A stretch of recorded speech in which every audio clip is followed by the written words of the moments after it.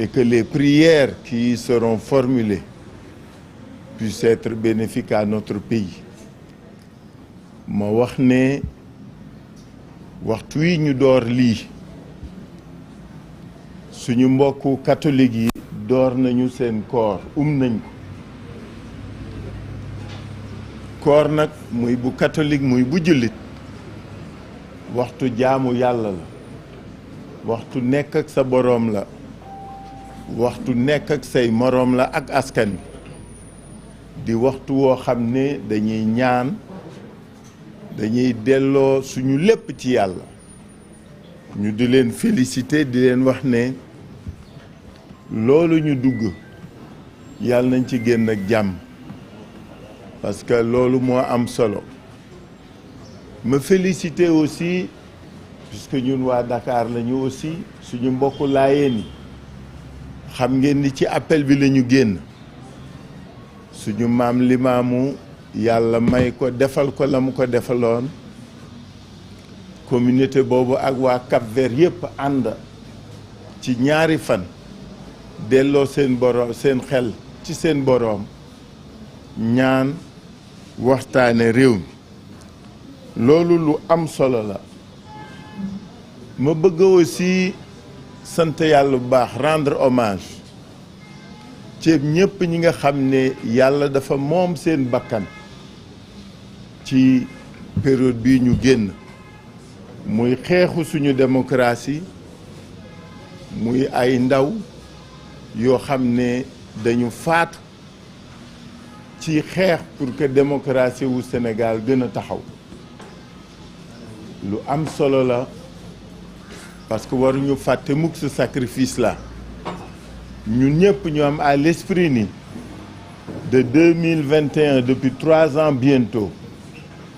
réew mi ñàkk na ci ay doom yu góor ak doom yu jigéen yu bare bari yàlla na leen yàlla xare àjjana mais su ma waxee loolu c'est pour que nous perdions jamais de vue ces sacrifices suprêmes de ces jeunes garçons de ces jeunes hommes et de ces jeunes femmes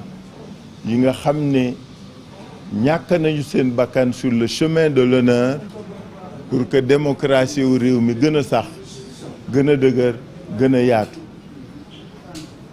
ma wax ne waxtu wi ñuy waxtaan tey waxtu wu am solo la parce que suñu démocratie nag dafa jolli conseil constitutionnel démb jël na décision bu am solo décision boo xam ni dafa ñu siggil li nga xam ni moo njàngat bu njëkk bi mooy li ñu dund le 3 février waratul am mukk ci réew mi jamais plus à nouveau un 3 février qui a été un moment sombre de l'histoire démocratique de notre pays askan wi àdduna bi ñépp teg ñu bët ñépp duut ñu baaraam ma ni loolu waratu fee am ba faw waxoon nañ leen ko waxaat leen ko guléet la ci réew que élection présidentielle ci réew mi ñu laal ko naam dinañ ma wax ni élection nationale kenn mësu ko fi laal sauf 2007 ma ni yooyu daf fi war deñ dans une démocratie qui se consolide dafa am yoo xam ni waratul ne waratul am le dernier bastion imprenable qu'était l'élection présidentielle 3 février cof na ko ñu sant yàlla bu baax félicité wu ci li nga xam ni démb le conseil constitutionnel siggil nañu parce que nag ñun ñëpp ñoo ko interpellé woon ni ko askan waa ngi lay déglu askan waa ngi xaar ci yow nga delloo si boy ci lu ne c'est-à-dire nga fexe ba yëf ki nekkaat à l'endroit et je crois que décision au conseil constitutionnel puisque loolu lañ nar waxtaane daañ ci dellu si mais li mu ñu waral mooy ñun ñëpp siggiwaat nañ ñun ñëpp siggiwaat parce que nag li mu def démb on n'attendait pas moins du Conseil constitutionnel moo tax ñu rafetlu ko mais xam ngeen ni décision yooyu nag ce n'est pas sans conséquence d'abord 3 février bi ñu génn te bëggatuñ ci dundaat li mu jur mooy conseil constitutionnel ba mu décider wala bala moo décider na ma rendre hommage ñi gaañu maa ngi rafetlu ñiy génn beaucoup d'otages politiques beaucoup de prisonniers politiques ñoo ngi leen di génne massivement dans quel cadre dans quelles conditions selon quelle modalité le pays interpellé fan la président wékk ñii ñu duutoon baaraam ni dañu tuumaal dañu menacer l'ordre public c'est des personnes yoo xam ni dañu def lu mucc ayib ñu xëy rek génne leen sans jox ñu explication lan moo ko wënd lan moo ko lal dama leen waxoon fii keroog ni teel am dëgg day dafa neexul mais ñu wax kook ñu bañ ko wax lii président def lii gouvernement bi def am na lu ko lal mani mu neex mu naqadi nañ ko duut baaraam am na ñuy waxtaan loolooy dëgg gi ñiy waxtaan nag am nañ ci droit parce que ñun loolu lañ gëm gis nga réew mi lépp amul luñ fi mënul waxtaane amul luñ fi mënul toog weccantee ko su ko ñépp comprendre lépp dana yomb mais ñun bi ñuy def dañu ne fàng ni jë wax dox jëf ñu ngi xaar ñu xam lan moo lan moo wund ci lan la wékku lii geste yi ak acte yi gouvernement bi di posé ñii joxe nañu lii ñi ci des lan la ñuy joxe en tout cas askan bi bëgg na xam parce que looloo am solo nag ñun liñ defoon dafa ni fàng ñu assumer ko waxtaane ko ba nag lii nga xam ne dañ koy rafetlu muy ñuy libérer prisonniers yeeg détenus yi lu baax la mais li ko wund li ko lal fiñ ci jëm askan wi war na xam ci turu askan woowu laay aborder question bi noonu ñuy xaar nag ñu wax ñu lan mooy xew ak lan moo ne mais lu ñuy rafetlu la ñu rafetlu nag bu baax décision conseil constitutionnel ma ni dafa rëy ñun ñëpp dañu siggi parce que liñ fi waxoon loolu la conseil constitutionnel dëggal constitution Sénégal permettre-t-il dans ses dispositions fondamentales que kenn di ko laal wala kenn di ko changer pour quelque raison que ce soit ñu fàttali woon disposition yi nga xam ne mooy li ne parce que li conseil bi décidé ñaari yëf la ba ci ñett bu njëkk bi mooy def décret bi président de la république jël décret boobu validul baaxul annulé na ko mu ni ñaar loi bi assemblée nationale votée validul c'est pas conforme à la constitution donc baaxul mu ni ñett la mu waxoon 2016 la waxaat tey que mandat bu mu mënta doon parce que bu leen ko yemale rek ci mandat wu président de la république 2016 li conseil constitutionnel wax mooy mandat bu mu ci mënta doon ak mandat wu ku mu mënta doon dès l'instant que yaa ngi koy door nga xam durée bi xam nombre bi ma ni loolu mënatoo ko yokk mënatoo ko wàññi loolu la conseil constitutionnel dëggalaat mooy ñetteeli décision ñeenteel bi conseil constitutionnel ni lu ci mënta doon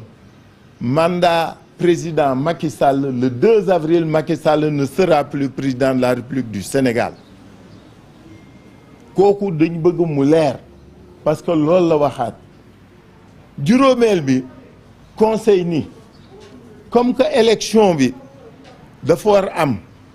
parce que lépp liñ ci pexewoon nag lu bëjoog raxasek pour defar ko dindi na ko mu ni il faut que élection yi am ci dans les meilleurs délais ci meilleurs délais yooyu nag la ñuy waxtaane tey parce que ñu bari ci ñun ñëpp nañ ci d'accord dañu gëmoon dañ doon xaar ci conseil constitutionnel su jëlee décision ba pare mu xuus ci nan la kañ la ñuy def élection yi même su fekkee mooy juge en cette matière là du moom mooy organiser donc li mu conseil décidé te ñun ñëpp ñu war ko liirandoo mooy dafa ni ci lii ñu jëm ku nekk na jouer ce rôle ku nekk na jouer ce rôle si nous voulons être nag à la hauteur du moment si nous on veut être digne de la confiance des Sénégalais chacun de nous est interpellé tous les acteurs et tous les acteurs c'est le président de la République c'est l'exécutif c'est les acteurs politiques et c'est la justice soo ko doon tasaare sax di nga ci dugal Sénat ku ne mais acteur mooy ñëpp ñoo xam ne dañuy intervenir ci élection conseil constitutionnel dafa ni nañu delluwaat xoolaat suñu bopp foofu nag c'est notre capacité notre génie notre esprit de sénégalais nga xam ni daf ñu may à chaque fois que réew mi am fu mu toll am lu mu laaj am lu mu yaakaar lu nit ñi xaar ci ñun ñu fexe ba eggali ko et c'est ça qui est intéressant pour chacun de nous nan la ñuy fexe ba 2 avril président Macky Sall dem ci jàmm beneen président wuutu ko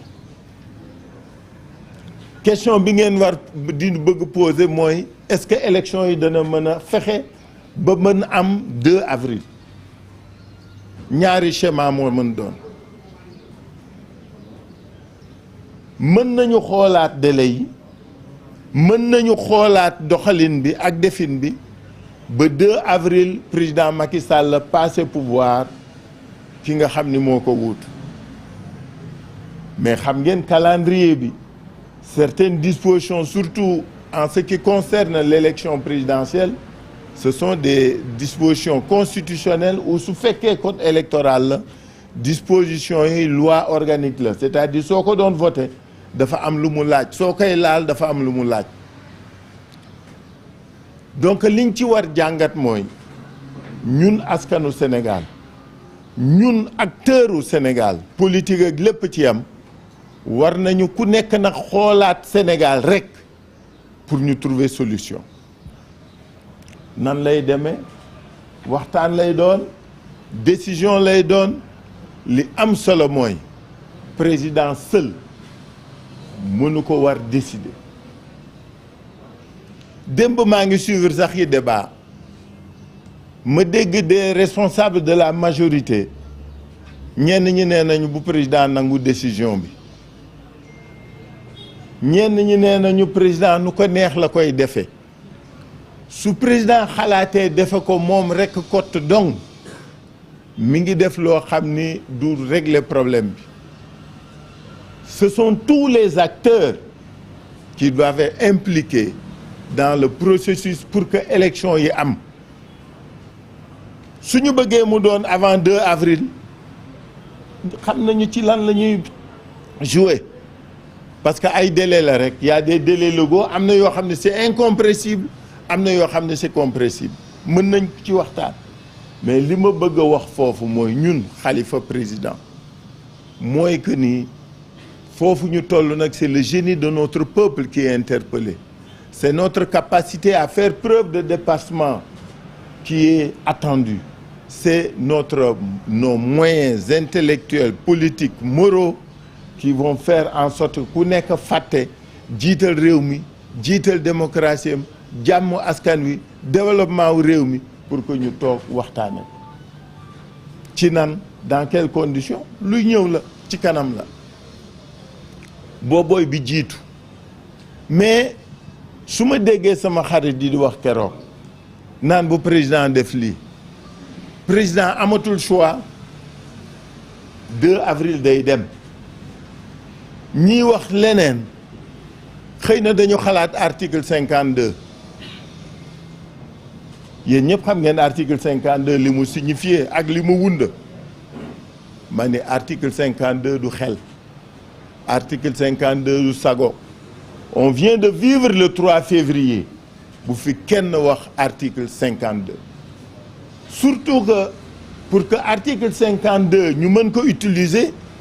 il faut un blocage des institutions c'est-à-dire gouvernement bi du daje alors qu'il vient de faire son conseil des ministres justice bi du fonctionner alors que le conseil constitutionnel vient de prendre sa décision assemblée nationale fonctionne wu alors qu'elle est convoquée et à tout moment elle vient de voter une loi donc condition yi nga xam ni mooy tax 52 di taxaw amu fi dama bëgg sama xarit yooyu fàtte loolu na ku nekk delloo ci sa xel xam ni li am solo léegi mooy Sénégal li nga Sénégal gi rekk a xew moo aye su xewee te aye na ku nekk da ngay fàtte sa bopp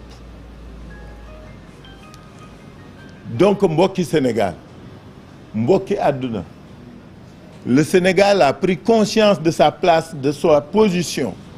de vitrine de la démocratie. Elle a été balafrée le 3 février. Nous en convenons, nous l'acceptons. Mais nous avons toujours les moyens et la capacité à nous relever et à faire face. Par le Conseil constitutionnel, nous venons de vivre cette situation-là.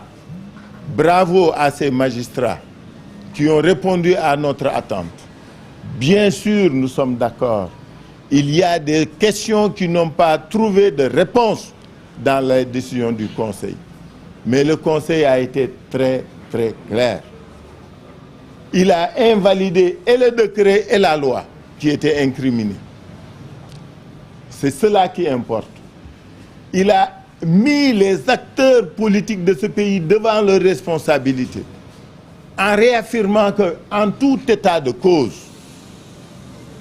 les intangibilités et les dispositions d'éternité qui existent dans la Constitution doivent être respectées. Pour ce faire, il est à noter, accepté et reconnu par tous et de tous que le 2 avril, le président Macky Sall ne sera plus président de la République de ce pays. Et qu'il est demandé à tous les acteurs, toujours par le Conseil, beaucoup d'entre nous avaient espéré, s'attendaient, voulaient que le Conseil décidât des dates et des modalités. Ce n'est pas son rôle. L'organisation des élections relève d'acteurs connus, identifiés, l'exécutif et les acteurs politiques. Ce qu'il faut retenir, c'est qu'en rejetant le décret, en rejetant la loi, le Conseil nous dit on poursuit le processus. Ce sont les 20 candidats retenus qui continuent le combat. Ça, il faut que ce soit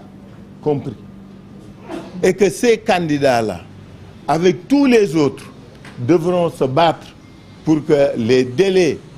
normaux, constitutionnels soient respectés. Et c'est sur cela que nous sommes tous interpellés. Dans notre capacité à faire preuve de dépassement, d'ingéniosité, de responsabilité, pour que cette vitrine de la démocratie africaine qu'est le Sénégal puisse rester ce qu'il doit être, ce qu'elle doit être la vitrine. Donc, je voudrais que l'opinion nationale et internationale se le tienne pour dit. Aujourd'hui, il s'agit pour notre pays de continuer sa marche dans la consolidation de sa démocratie. Nous sommes interpellés dans notre capacité de dépassement. Il nous faudra discuter entre acteurs si nous voulons tenir les délais. Nous avons beaucoup de suggestions parce que dans ce pays, grâce à Dieu,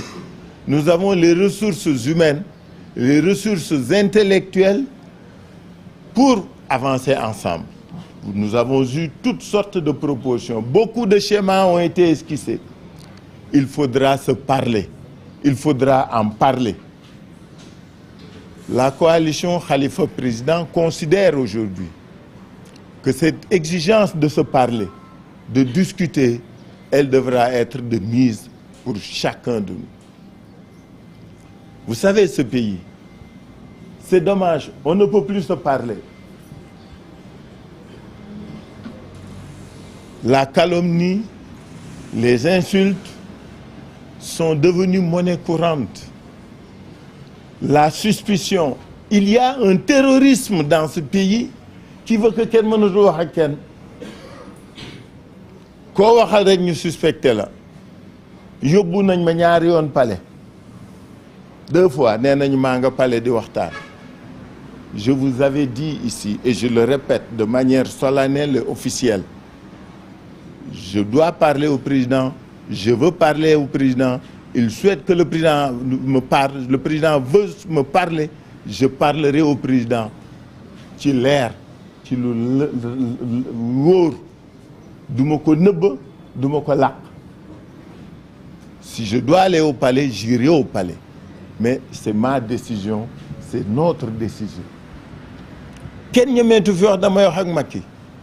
Kenn ñemeetu fi wax damay gis Macky. Pourquoi? Comme si les gens ont commencé à exister en 2024. Dans ce pays, on s'est toujours parlé. Ce pays a traversé des crises énormes. Vous vous souvenez, même l'accession du président Abdou Diouf en 80 a été l'occasion de disputes. Vous avez vécu 83, vous avez vécu 88, vous avez vécu 94, vous avez vécu 96, vous avez vécu 98, vous avez vécu 2000. Tous ces moments-là, c'est des moments où l'unité nationale, la cohésion nationale, notre société, notre pays avait été interpellés. Nous avons pu tout surmonter parce que nous nous sommes parlé. Et personne ne nous empêchera de parler et de discuter. Je suis un partisan acharné du dialogue et de la discussion. Mais je dis chaque chose en son temps. Et si on doit parler, on l'assume. su may seeti Macky Sall di wax ak Macky Sall fang laa koy def bëccëg ak guddi palais fu mu mënta doon mais du ma ko làq du ma ko nëbb. Que les gens le sachent une fois pour toutes. su may dem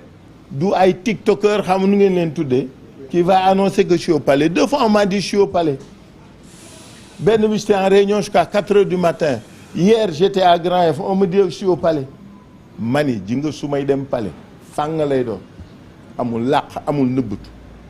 J'ai besoin de voir le président de la République, je lui demande de me recevoir. Il a besoin de me voir, il me sollicite, je vais le voir quand je pense que c'est utile. Alors, c'est quoi cette tyrannie-là? C'est quoi cette suspicion? Ki nanguwul jàkkaarloog sa adversaire da nga wóoluwul sa bopp soo demee seeti wax ak Macky Sall day wax jox la nga wax delloo ko. Moi, je suis dans l'opposition depuis 24 ans. Je n'ai rien à prouver. Amatuma lu muy prouver fii ci réew mi xam lu bari fekkee lu bari man lu bari nag. Alors qu'on arrête cette manière de faire. Aujourd'hui, on insulte les gens, di leen tuumaal di leen wax lu ne fu ko yee. Faut pas que les gens oublient que ku nekk am nga ndey am nga baay am nga njaboot am nga doom. Koo fi wax lu metteeg lu naqadi mën na la ko delloo. C'est que am na ñu ñenn ñi jombal seen bopp. am na ñu ñenn ñi rus looloo tax loolooy différence bi avec certains mais fii lu ne yomb na fi nag. Quand j'étais jeune socialiste su amoon ñi daan ngandaloog di balballu dañ leen wax ne xoolal réewande kenn gisul fu ñu koy jaayee ku mu neex réew mbubb la ku ko sol mu jot la ku mu neex nga réew. Faut que les gens comprennent qu'on en a assez de cette tyrannie-là, du sosaka tuuma la ko. Il faut que réew mi dellu si ci la mu waru woon bàyyi mooy waxtaan mooy déggoo mooy juboo waxtaan c'est pas parce qu'on se parle qu'on s'entendra non mais au moins qu'on se parle ñun ñii ruumandaata ko waxtaan yi dañ leen tudd ñu leen amul intérêt parce que xam nañ ne am nañ droit waxtaan seulement ñun biñ koy def Sénégal yëpp xamoon nañ ñu ngi waxtaan c'est la seule différence et on assume ça donc je veux vraiment que ce débat là de dem présidence ak bañ dem chaque jour ñu yëgal leen ni maa ngi président demaguma fa mais su may dem ma ni du ma tàggoo danaa yëgle su ma del seet danaa leen yëgal parce que c'est ça mon devoir d'homme public qui a des comptes à vous rendre ma ni ma dellu si li nga xam ni mooy aali kale ji mooy fii ñu jëm élection yi incha allah dana am 2024 loolu la conseil constitutionnel décidé nan lay amee ñun ñoo koy waxtaane président Macky Sall dafa war jël responsabilité mais ku nekk ci ñun dafa war jël responsabilité parce que conseil ñun la delloo yëf ci léegi nee na nañu waxtaan ñu arrêté délai yi ñu arrêté date yi wax naa leen ñaari façon yi fi am est-ce que dañuy def élection dañu bëgg a def élection que président Macky Sall organisé ko 2 avril mu passer le pouvoir à son successeur ou est-ce que day def leneen li gën mooy mu jox pouvoir bi son successeur ñeneen ñiy wax ñëpp dañuy bëgg wax lu leen neex parce que au-delà du 2 avril le président Macky Sall ne peut plus rien faire dégg naa dañu bëgg a changer conseil constitutionnel pour def ko cour constitutionnel suñ ko defee dañuy changer loi bi mënul ne bii moom wéy na jeeg bay wéy na mbuus suñ doon def it dañuy jéem def des dispositions transitoires pour annihiler li nga xam ni moom mais boobaa sénégalais duñ ko nangu ma ni xam nga li réew mi wane mooy lan mooy que ni fii rien ne sera plus comme avant am na lu kenn dootul nangu donc il faut que askan wi comprendre ñun acteurs yi ñoo war jël suñu matuwaay président Macky Sall moo war jël matuwaayam ñu toog waxtaane parce que munu ci ñàkk pour nan la ñuy defee exécuter nan la ñuy mettre en œuvre décision bu conseil constitutionnel loolu moo am solo en tout cas man Khalifa Sall je suis prêt à assumer parce que dama xam lu bari fekkee mais surtout parce que je suis prêt à être le prochain président de la République du Sénégal j'en ai tous les moyens et les capacités mais surtout aujourd'hui il faut que nit ñi xam ni liggéeyal Sénégal moo ñu ñor te ku nekk da nga war mel na nga war a mel donc nañu waxtaane lépp nañu doxale lépp pour que seul le Sénégal puisse sortir vainqueur de cette situation et que le respect que les autres nous vouent nous continuons à le mériter. Voilà ce que je voulais dire. Je vous remercie. Je suis à...